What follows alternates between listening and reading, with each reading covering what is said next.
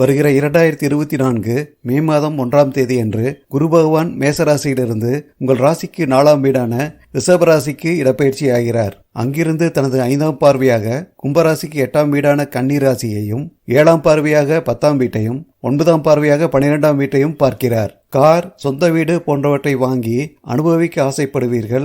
பலர் வாடகை வீட்டிலிருந்து சொந்த வீட்டிற்கு இடமாற்றம் செய்யவும் விருப்பப்படுவார்கள். 7.5 சனியில் ஜென்மசனி காலத்தில் பல தடைகள் இருப்பதாலும் தனக்காரனாகிய குரு பகவானால் ஏற்றத்தாழ்வு கொண்ட பணவரவை தர முடியும் என்பதால் செலவு விஷயத்தில் மிகவும் கவனம், எச்சரிக்கை தேவை.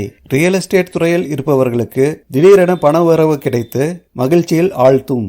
ஆயுள் விருத்தி உண்டாகும். தந்தை மற்றும் இளைய சகோதரர்கள் உடல்நலத்தில் கவனம் தேவை. தொழிலில் போட்டி, வேலையில் இடமாற்றம், எதிரிகளால் துன்பம், அலைச்சல்கள், தூக்கமின்மை, குடும்பத்தில் மனக்கசப்பு போன்றவை ஏற்படும் வாய்ப்புகள் உள்ளதால் எதிலும் நிதானமாக செயல்படுவது நன்மையை தரும்.